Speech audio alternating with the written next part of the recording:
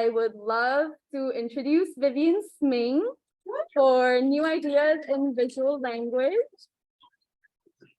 Preoccupied with ethics and the tension between theory and practice, Vivian Sming's work as an artist publisher is an exploration of language, representation, access, and the juxtaposition of ideas, politics, and positions. Sming holds a BA in art from UCLA and an MFA from CalArts, and has over a decade of experience with art book publishing as a designer, writer, editor, and DIY bookmaker. Sming was previously a fellow at the Yerba Buena Center for the Arts, Curatorial Fellow at Letterform Archive, and guest curator for the Vancouver Art Book Fair. Currently, Sming is the design director at 826 Valencia, a 2023 small plates artist at the San Francisco Center for the Book, and will be exhibiting their work with Sming Books at the Center for the Book Arts in New York in 2023. So yeah, on to you. Thanks so much, Manisha. Absolutely. Yeah, so in my new year, new me bio, I totally forgot to mention that I also run a small press called Sming Books, which I think most of you know, but in case people online don't know, I also publish artist books. Yeah, thank you for coming out, everyone. So excited to be here. This is the first hybrid event, so bear with us. It is going to be a little awkward. There's people on the internet, so hello, people on the internet, and there's people. Maybe I can let's just really quick. Hello. Oh, we love to see it. Hi, everybody. Yeah. So thank you so much for joining us. And yeah, if you haven't introduced yourself in the chat, where you're coming from, we'd love to hear where you're joining us from. And then those of you in the room, I think, we'd love to know, with a raised, show of hands, who, is this your first time here? Who's okay, cool. Okay, that was about Halfway? 5, 10. For those of you who are not familiar with the Letterform Archive, it is a nonprofit center that is dedicated to the letterform and language, focusing on lettering, typography, calligraphy, design across centuries. And there's exhibitions, as mentioned here, and also classes as well. And then they also have this wonderful library of physical and digital ephemera that includes books, prints, sketches, and more. And so last year, I was invited to look at the collection here and also make recommendations for new acquisitions and materials. And I think the Letterform Archive is really known for its incredibly rich design library. So when you go into the stacks, there's sections by graphic designers from specific locations or regions, typefaces, reference books. And the main section that I was mostly interested was the visual language section, like a stack.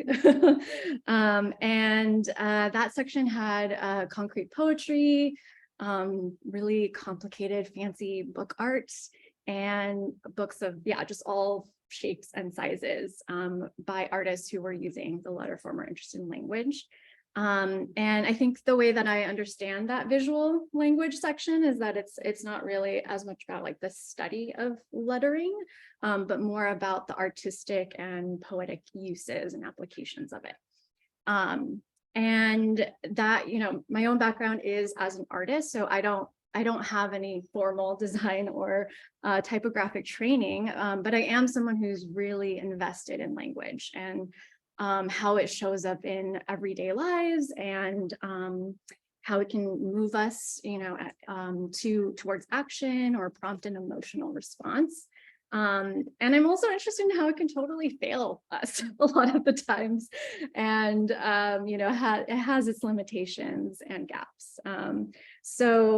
And I think the cool thing about art and the important thing about art is really that it offers a way to challenge language, to really push up against it, to really offer a different way of understanding the world and also expressing oneself. So that's kind of the lens that I'm bringing to the collection here. And that's what I really focused on, which was artists who are also using language in their work and are really invested in language in a very, very broad sense, as we'll see. So I had this like super loose kind of category of like artists using language. And from there were like patterns that started to emerge, or connections and conversations and threads that started to form between the things I was looking at, but also here in the archive as well.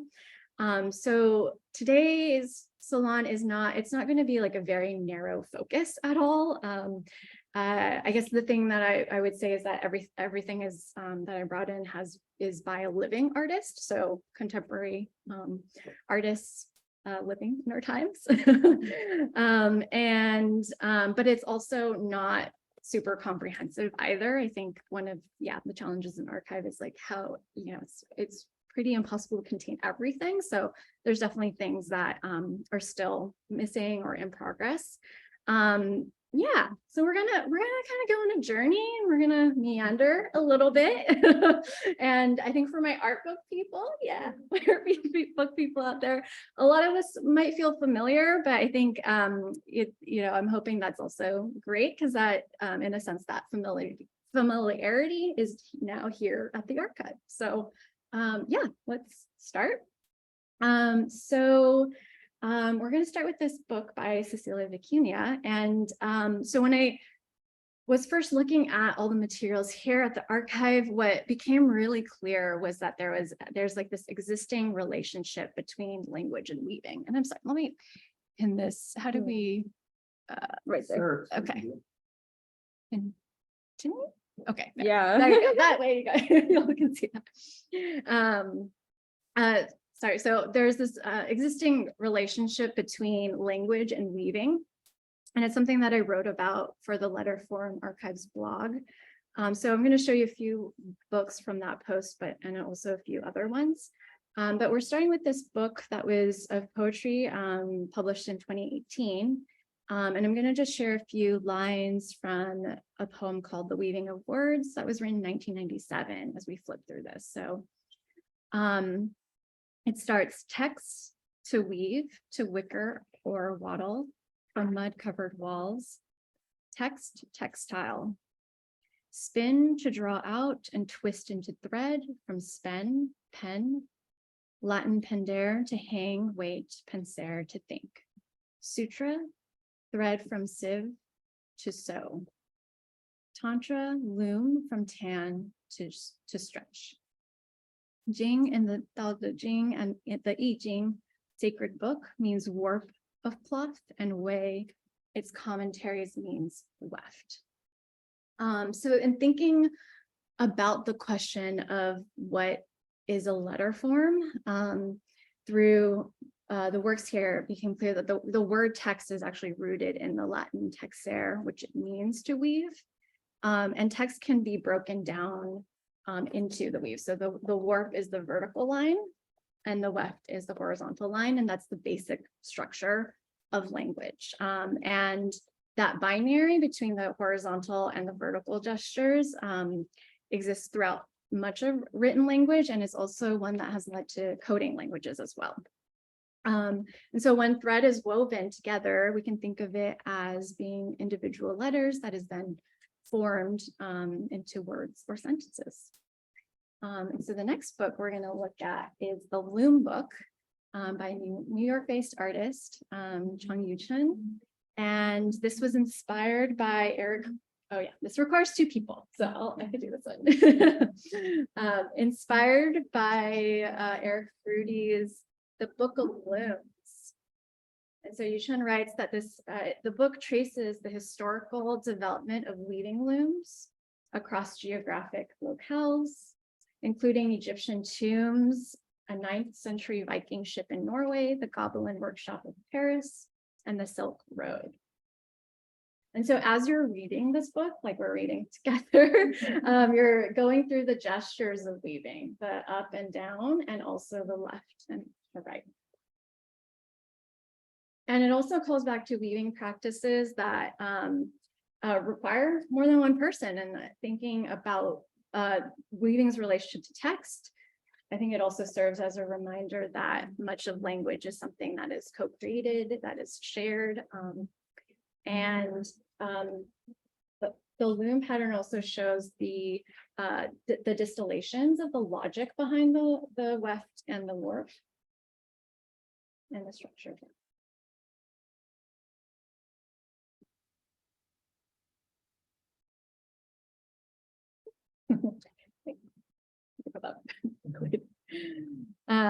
And so the next book is something that was also already here in the archive. It's Punctuated Weaving by Alexandra Janesic, who is based out of Iowa, and this was made in 2015. And the work is a set of letterpress prints that are weavings that use punctuation to form the weave.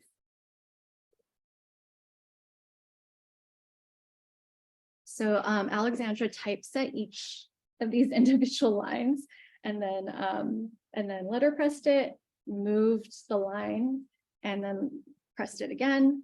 So it was quite a laborious process to make. And all of the type in here is punctuation. So things like em dashes, commas, colons, periods.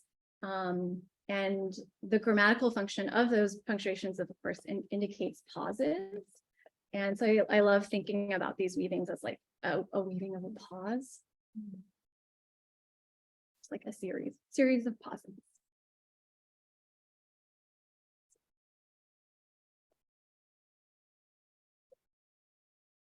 Cool. And then another book that served as a connection point for language and weaving is Indira Allegra's Blackout, which is actually something I published, one of the first books I published through Sming Books in 2017. So just give it a minute.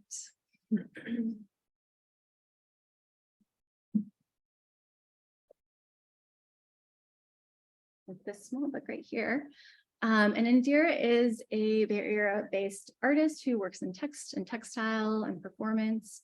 And Blackout was originally a video piece that was created from statements that made by families of victims to police violence. And so the words here are quite like emotional accounts that are scrolled in between the weave patterns of the twill. And the twill is the fabric that is used in police uniforms. And it's designed to be super durable and resist wrinkles, remove stains easily.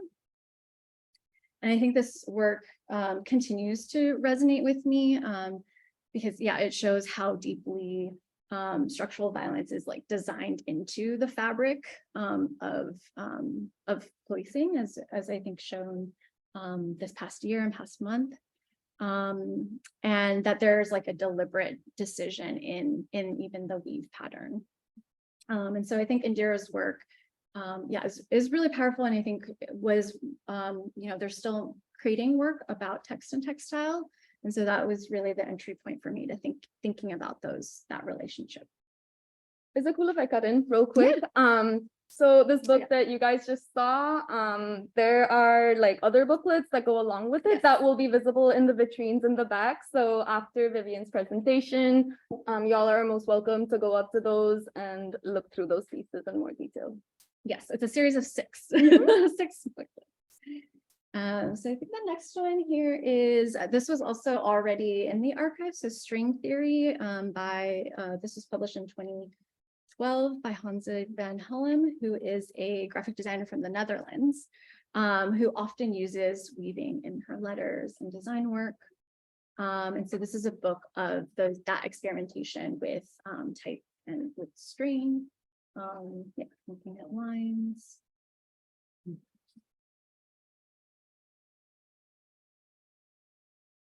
I can just keep flipping through it.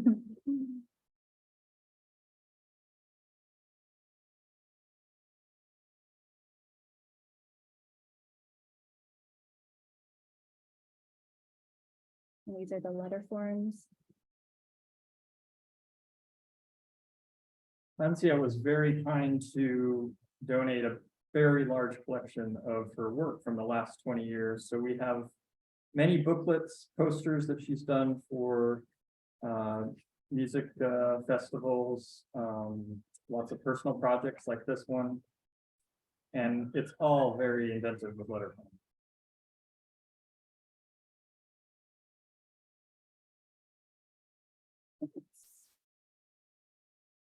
And then a new acquisition here is this print box braid color study by Notsi Kilelo Motiti, who was just last year appointed director of graduate studies at Yale. So that's super awesome. And a lot of her work uses the braid as a pattern to create letter forms from.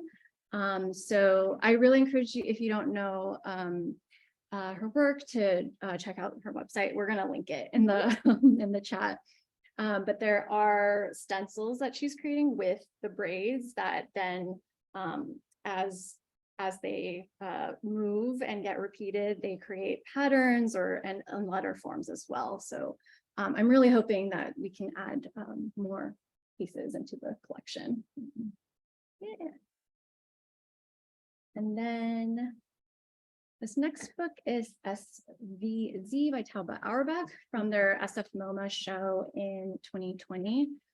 So Talbot was one of the first people that immediately came to mind when in working here at the archive. They're currently based in New York, but they were born and raised in San Francisco. They apprenticed and worked as a sign painter at New Bohemia Signs in SF. So it just really made sense for their work to be part of the collection here. And we have the typefaces, the type specimen portfolio hanging on the sides. So those pieces are typefaces made from 2006 to 2021. Yeah, Tob is an artist who works with language and design, but I really think of them as a scientist.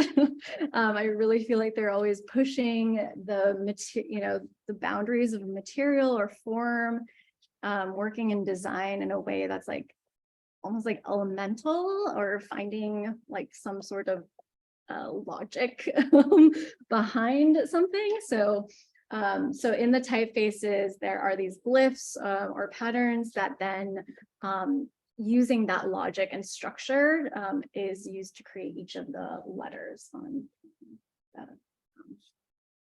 in the typefaces. And a lot of times they then become three-dimensional. They'll work with metal and scientist, I think. And I think this type of logic is also shown in, I think we can move to the next book.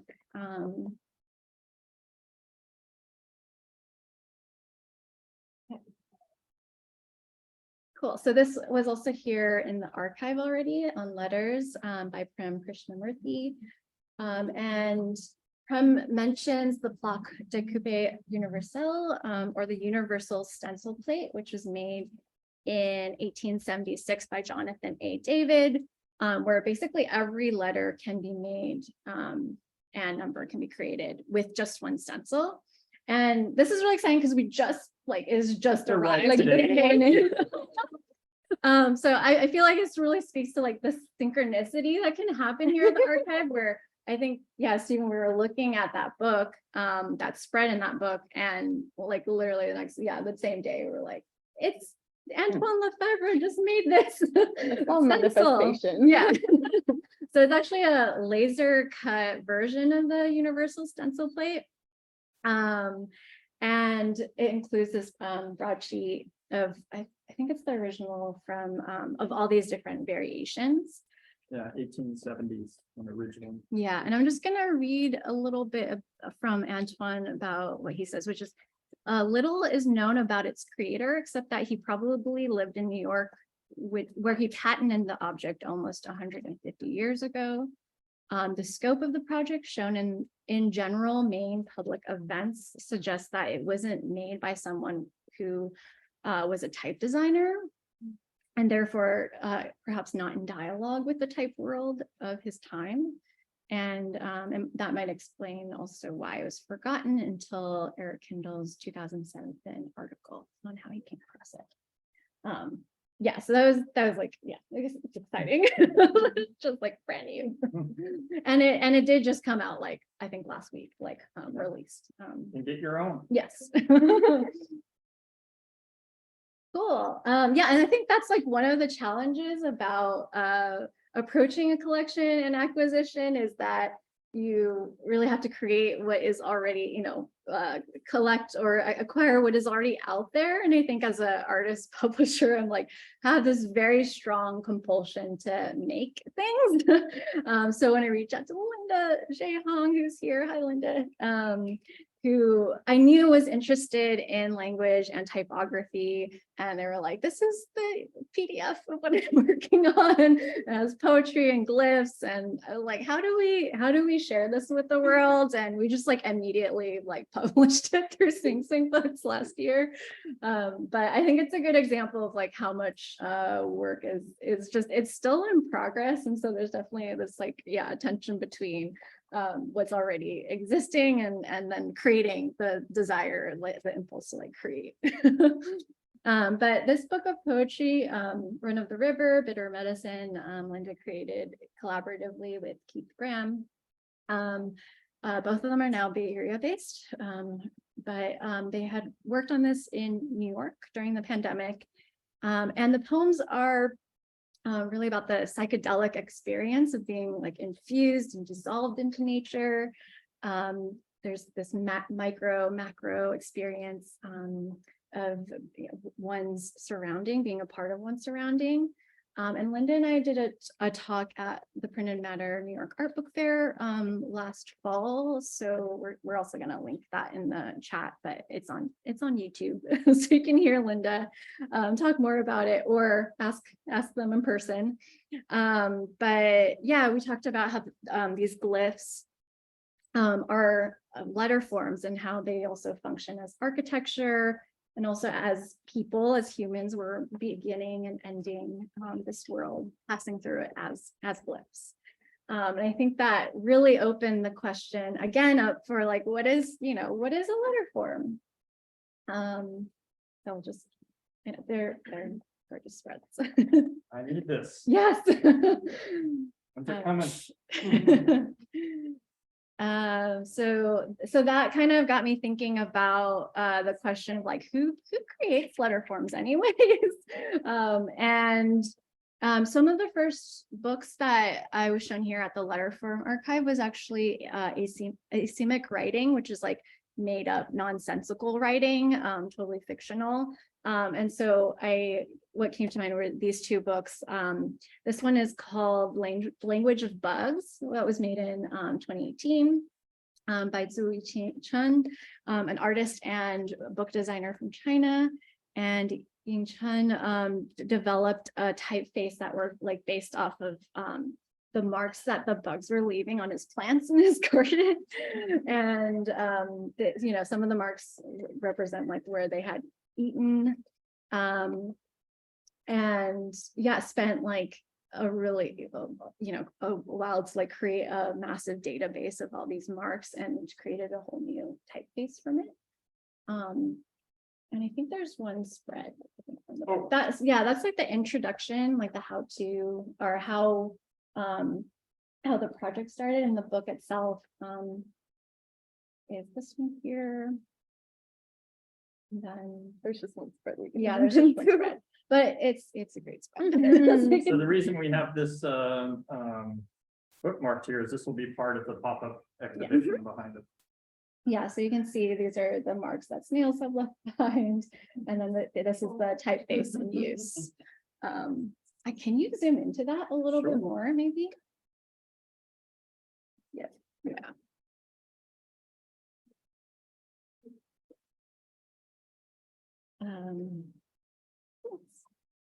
And then this next book is by Khalil and Antoine Lefebvre Editions, called Mojam ala Arabia. And it was made in 2015 when Farah found an old family dictionary in Arabic after her grandfather's death. and it was just completely eaten up. Eaten up by bookworms. So this is one of the pages, eaten up by bookworms. And I think this one actually flipped the other way, but that's yeah. Yes. Yeah, so she was really fascinated by the marks that the bookworms left behind. Oh yeah, like these pages here. And so all the pages in the book are like the pages that were like intact or what remained. And it brings the idea of like bookworms that are like, yeah, simultaneously like devouring text, but also like creating text or letter forms as a result. And for fun, I asked the archive to pull their most book-eaten book. So I don't have any context for this book. So if you read Japanese and can translate, you can help us out here. But it looks like some sort of record-keeping book. And yeah, I'm told it's stable. No. But yeah, you can see the munched.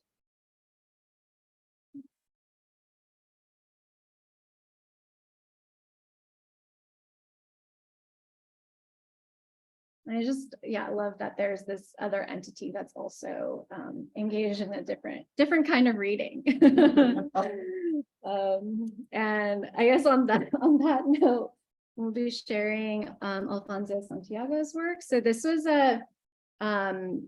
Alfonso's work really prompts us to think about objects or ideas, materials that might parasitize a book.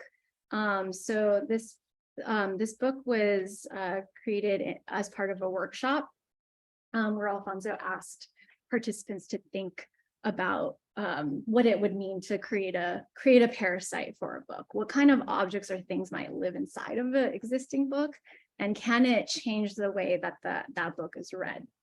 So these are all created. They're not like, yeah, found materials. Yeah, I just love that idea of like that you can be creating new books just by, inserting something into an existing book. And there's a few more ephemera too in the exhibition as well. And that leads to separatos or bookmarks.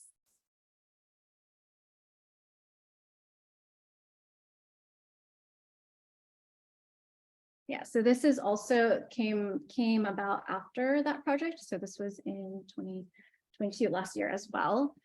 So there's both an English version and Spanish version, and both of them are here in the archive.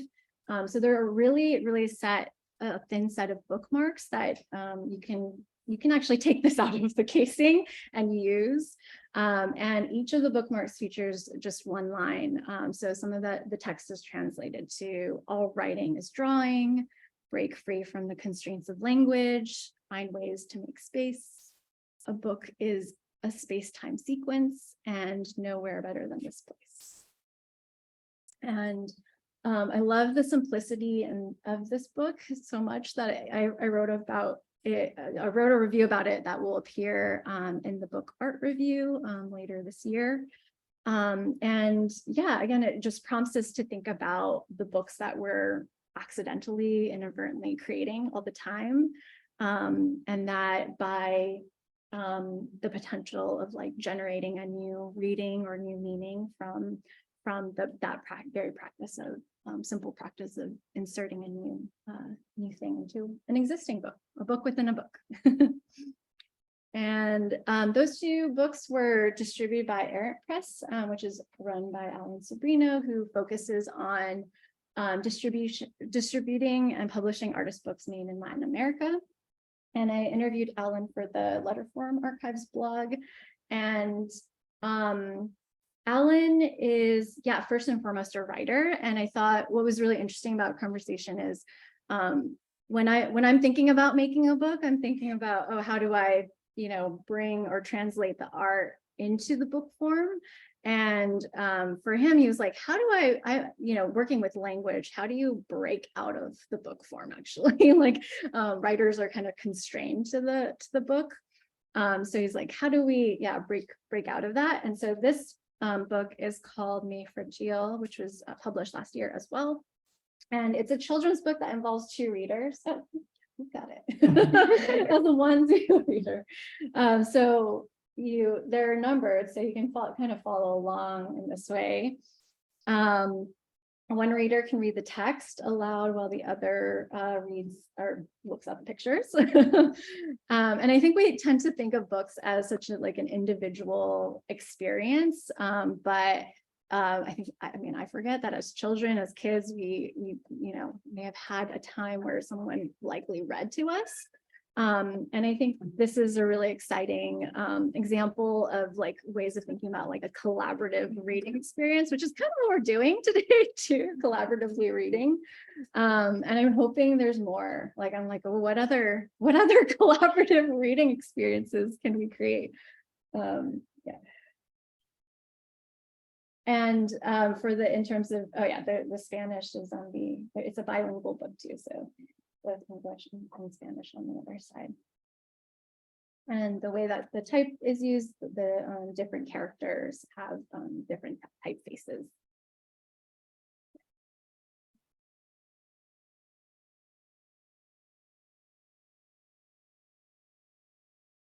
Oh, yeah.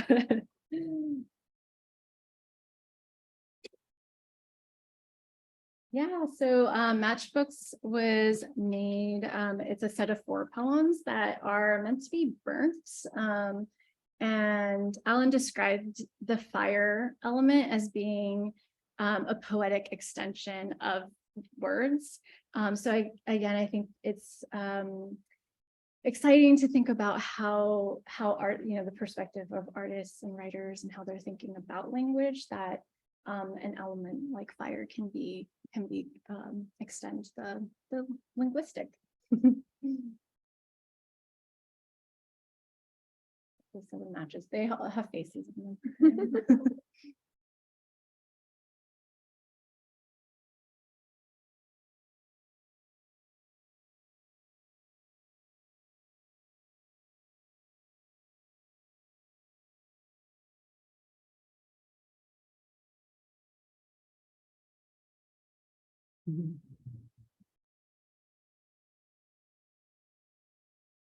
I think also what's interesting is that there's always this, with some of these books, it's like there is like this potential where it's like, will somebody burn this, or will somebody take this out of the shell? So that potential is really interesting to me. So I'm gonna end with these last 2 books, or these last, oh, sorry. You pull that window over. Yes, I can. There you go.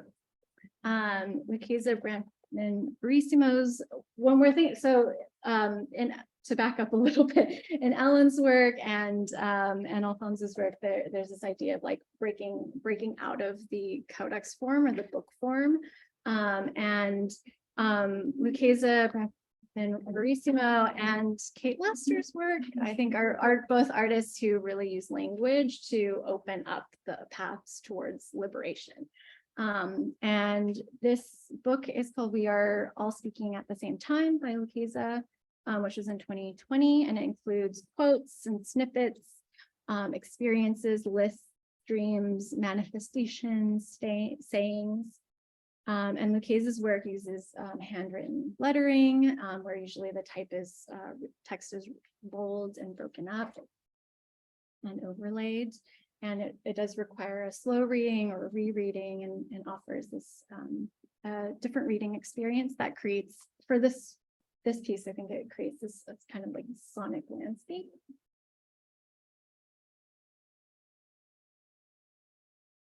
Kate Lester, who's here, Bay Area artist, who also. Sorry about the lighting here, Kate. It's a real shiny. Who also uses language in her work through paper cutouts. And so this is a book from last year, using found and discarded materials. And Kate is often creating cutouts that then get laminated, and there's an activation that's also happening where she'll bring the text along with her, play around with the lighting with them, like, bringing them up to the light of the sky, floating them in water. And I think that really, that processing allows for, like the pacing of like carrying, I think you talk about like carrying ideas with you, carrying words with you, and processing, I think, a lot of, radical thinking and making space for that in our everyday. And I think the last book also shows this. Images. And also I can, some of these artists are here, so I can totally grill them if you have specific questions. I can probably answer better than I do. But this is Elastic Capacity, published in 2021. And again, these are quotes, quoted material, and they also open.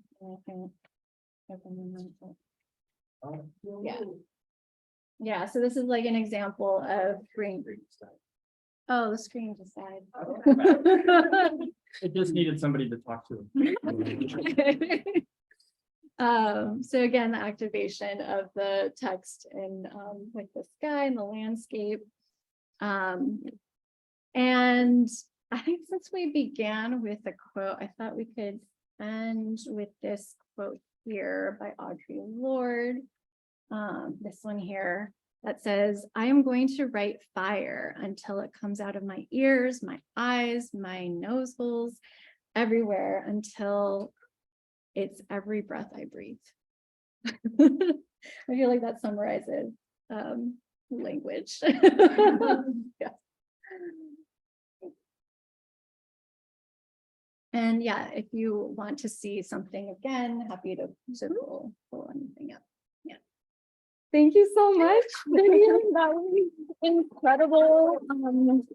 Thank you so much for just going through the breadth of all of those different objects with us. I know you covered so many different topics, and it was just evoking so much for me as you were speaking. I feel like for me personally, like I was just going back to my childhood a lot as well, just kind of feeling curious about everything around me and how like I kind of started to form language in my own head and the concept of what language was as I interacted with like nature, with the elements. And so I would love to start off with posing a question to you before we open it up to the audience.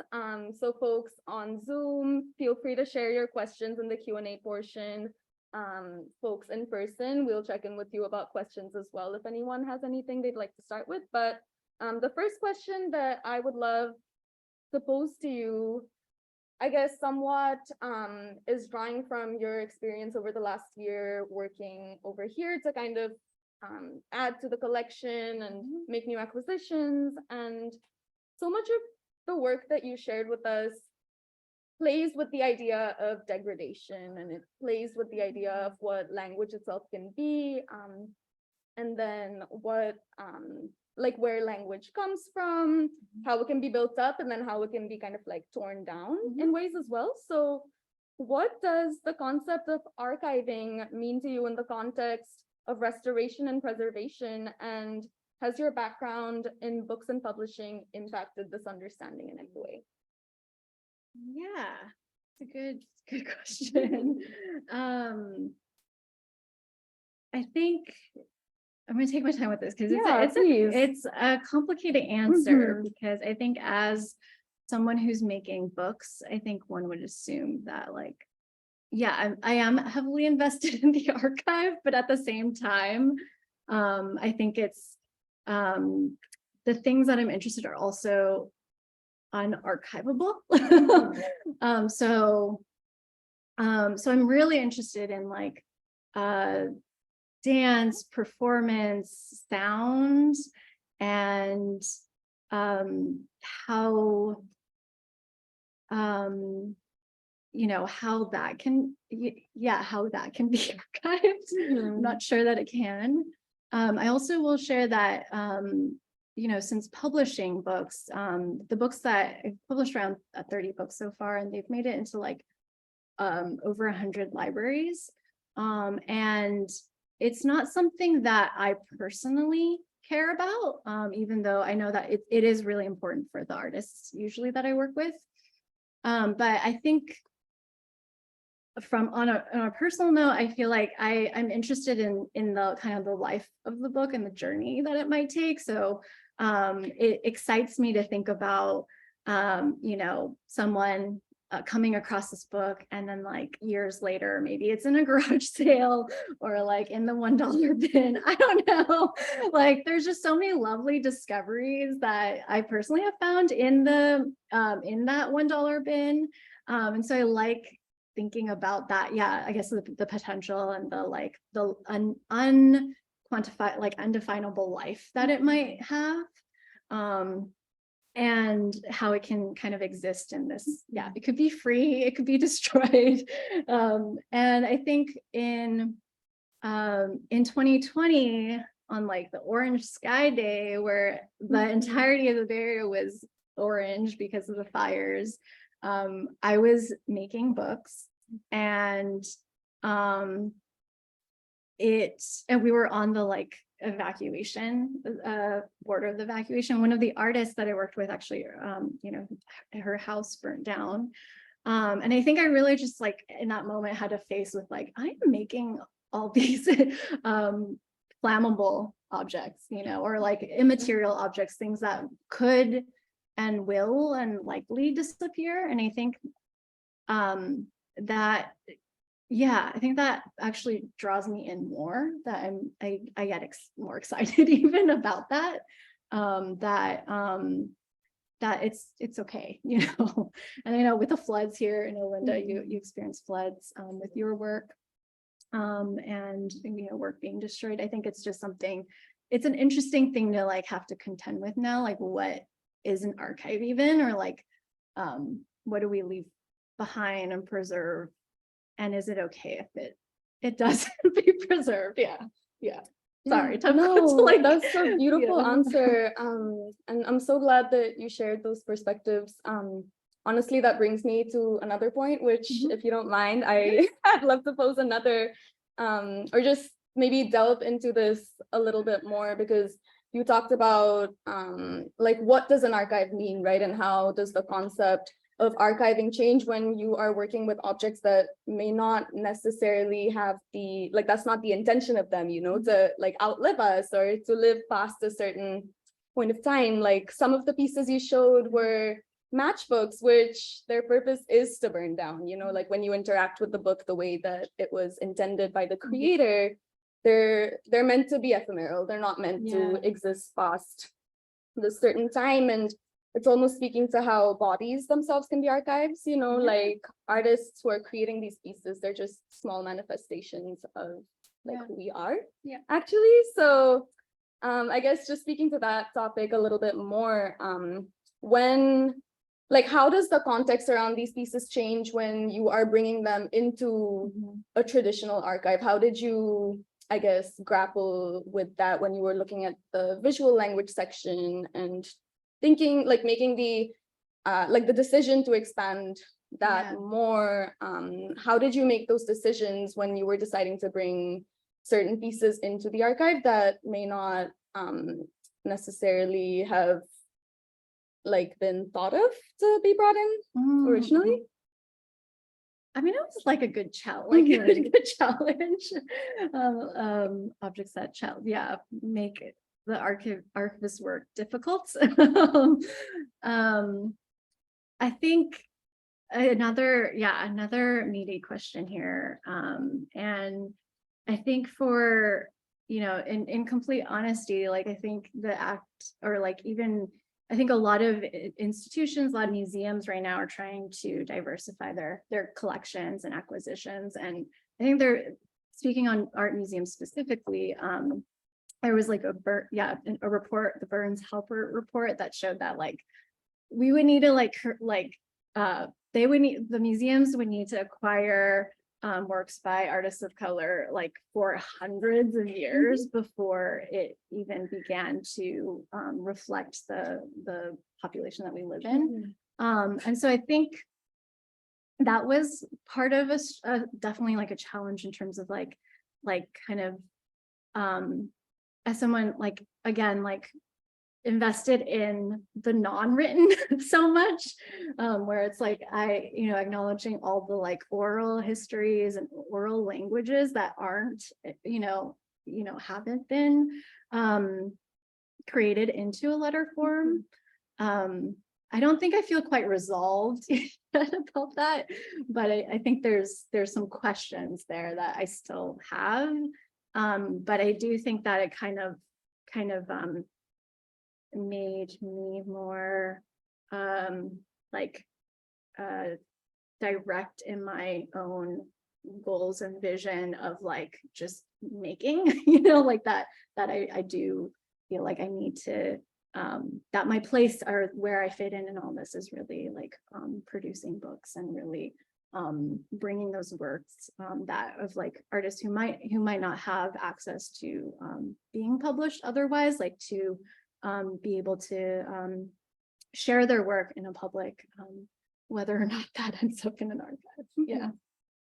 Yeah, thank you so much for sharing that. I think these conversations are so important to be had, and yeah, I feel like this is the first step, honestly. So I would love to take some questions from the Zoom audience and the in-person audience now. Does anyone in person have any questions that they'd like to ask? Feel free to raise your hand if you do, and we can get to you.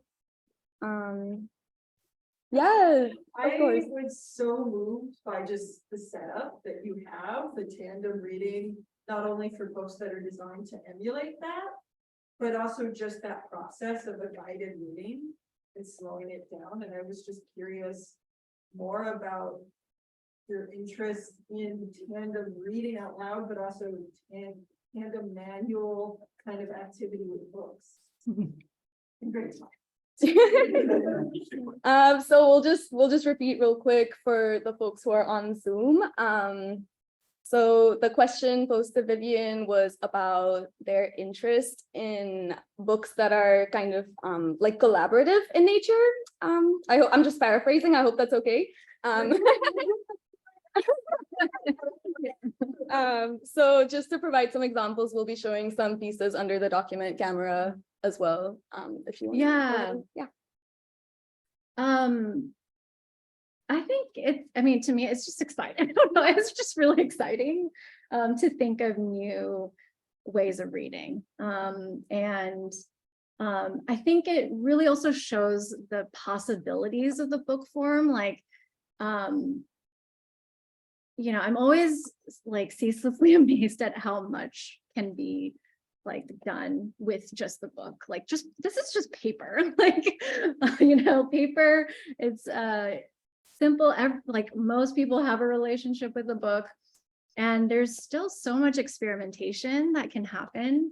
And that I think, I always just say like paper is like this like, or books are like this, very ancient technology that I feel like are so still undervalued or utilized. And so I think when we're thinking about these collaborative reading experiences, like what else is possible? I want to find out. And it just, oh, go ahead. I was gonna interject that I love the example of Sabrina with the children's book, because I think anybody who's reading to a child is in some way doing some sort of performance or some interaction with the book that maybe even the artist didn't intend. And it's kind of exciting to think about how some of that interaction can come back into the book form, which obviously he did with that, having two different books, one with the words. Yeah, and Alan mentions in the interview the book Papyrus. And I think in that one, it's like traces the history of books and paper. And mentioning how libraries, there used to be just like a librarian with a scroll and would read out to a community who might not know how to read. Yeah, I think it's, yeah, but there's like a lot of potential there to like think about. And again, I think the interest in like the ephemeral, the performance, the embodied, like that, that's something, yeah, that comes through with those yeah, collaborative reading experiences. I don't know what else to call them. Yeah. Does anyone else in our in-person audience have any questions that they'd like to pose to Vivian? Yes, please. Tell me more about your residencies that are coming up. Yes, because I think that it's like such a great extended move from your publisher. I know you help out a lot of people. I know you put on a lot of people, and now I'm curious to know what you're going to be doing. I heard you talk about paper making. Yes. Yes. You tell. Linda's asking me what I'm up to, what I'm gonna be up to. Yeah, so in March, I'm going to be going on a paper making residency, spending 2 weeks in the woods of Oregon, learning how to make paper. And it's not, I did not come to the book form through a print background at all. So it's something, yeah, very new still and exciting. And so it's not something that, I've thought much about, like the actual material of paper. So I'm excited about, yeah, to learn more. And then at the Center for the San Francisco Center for the Book, I always get the two mixed up.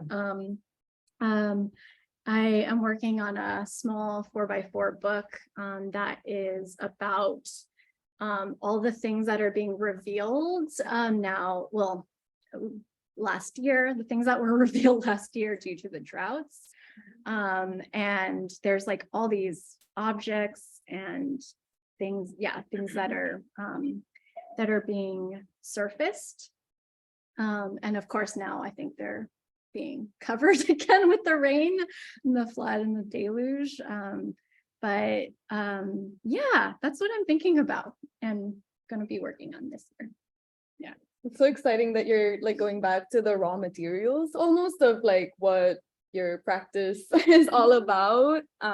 Love to hear that you're going to be working with paper.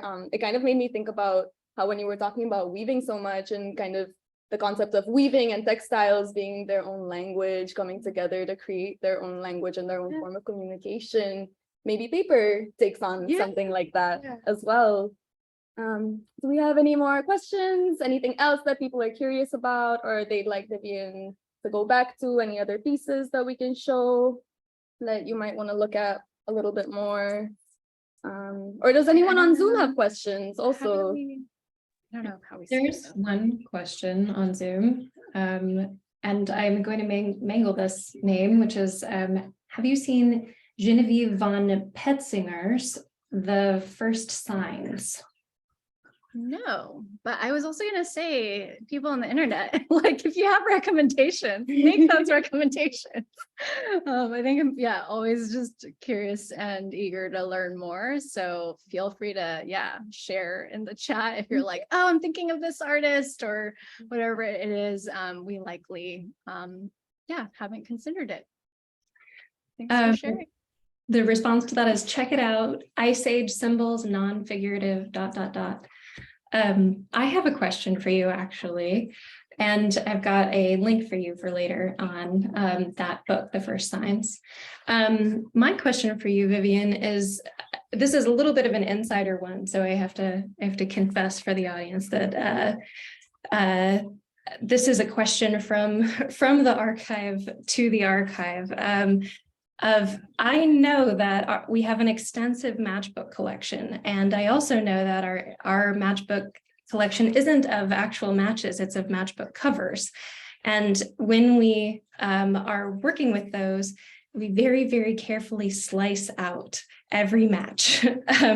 And so my question for you is, did you actually get any resistance on acquiring this item? How are we storing it? What does that look like? I think there's a special box, like a inflammable box. She didn't hear any of the resistance. Oh, yeah, I didn't hear it. No, we were No. really, yeah, this is an exception. I mean, it's kind of what you would call a feature. Mhm. A feature in the matchbook collecting world, this is called a feature set of matches, which means that the matches themselves are printed or painted on, and so you want to keep those. But yes, they have to be in a separate area, separately Yeah. housed. for the- Isolated. When we collect matches, we not only take out the matches themselves, but we douse them in a bucket of water and then we throw them away. So that's the way you have to do it. I'm actually so glad that Sarah asked that question because I was wondering you the were exact curious. same thing when Stephen was showing it under the document camera. Yeah. The So first if time Alan around. is joining us, you can let us Thank you. know how you feel about that, Alan, if you're there.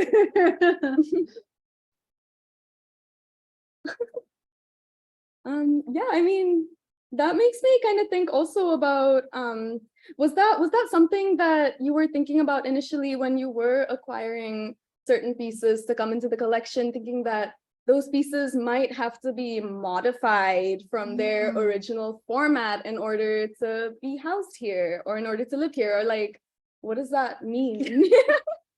I mean, I don't think I thought too much about it. I was just like, this is a great book, it should be here.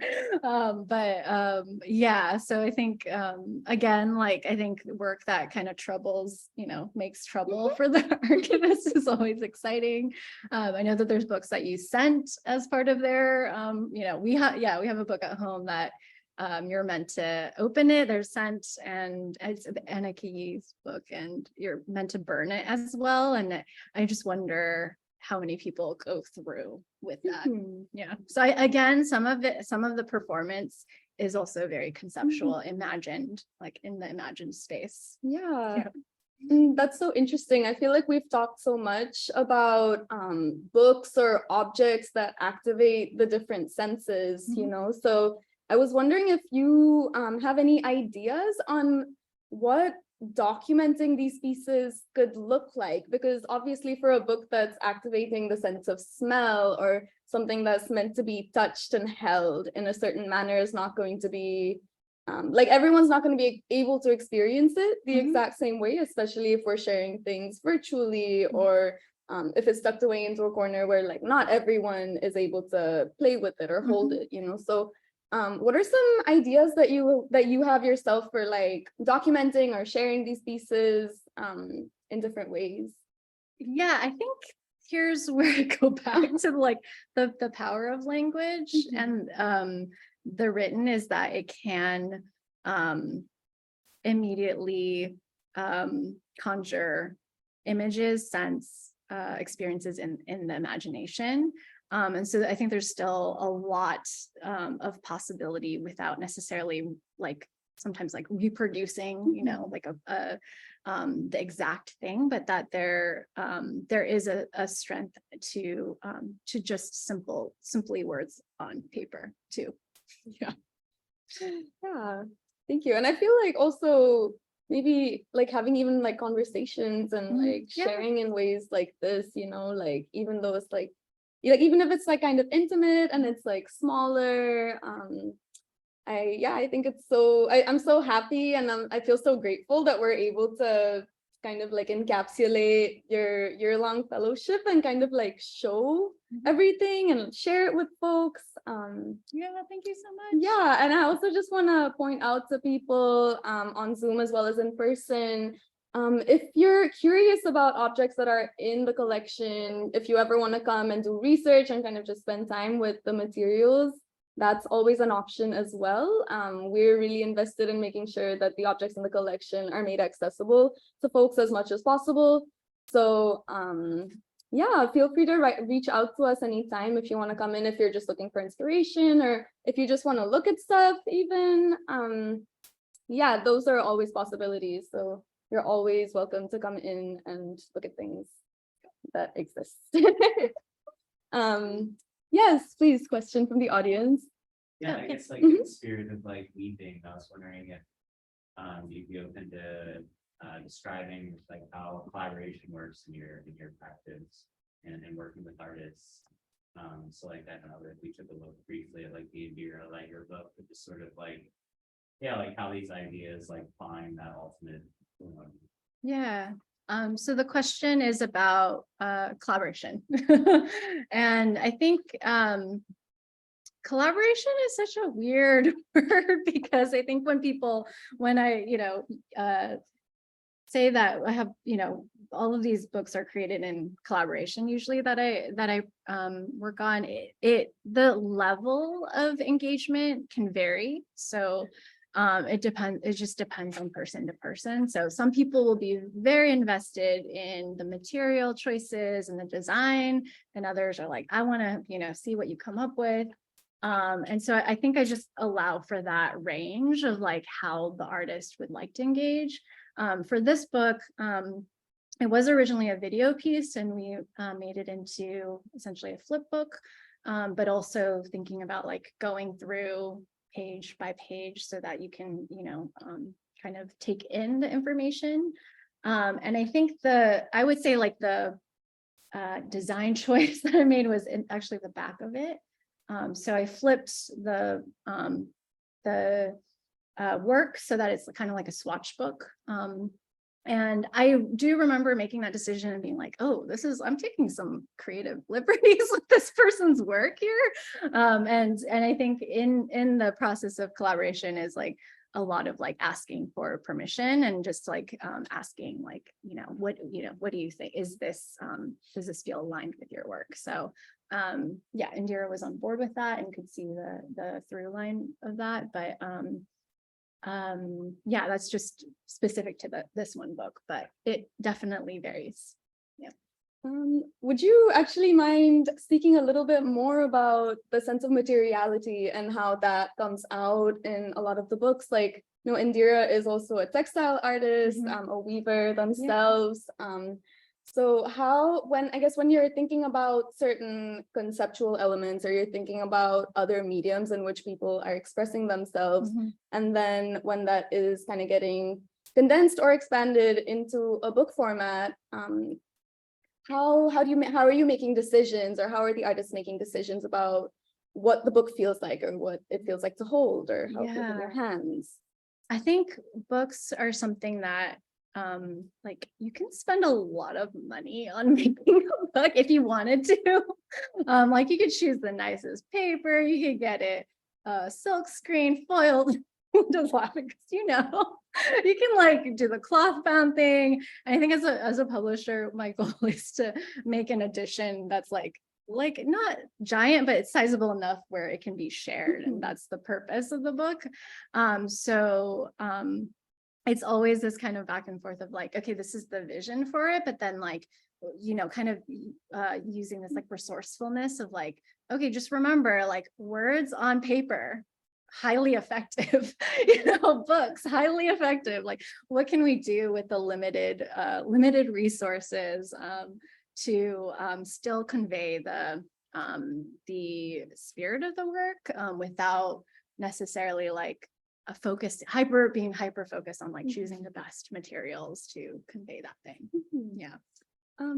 So I kind of like making sure it's not over prioritized. Yeah, so there are definitely, like, I'm so glad you brought that up, because there's so many different kinds of books. There's zines, which are meant to be typically mass produced and just made to be like as radically accessible as possible. But then there are some books, and this, I feel like artists themselves would probably have so many different reasons for choosing the materials that they do, and having a book be like as limited edition or as accessible as possible. Like maybe some books are just meant to be like 10 printed and that's it, and then maybe for others, it's important that they reach as many people as possible. So could you speak to, I guess, this point of accessibility a little bit more, and the decisions that you're making around like the artists that you choose to collaborate with?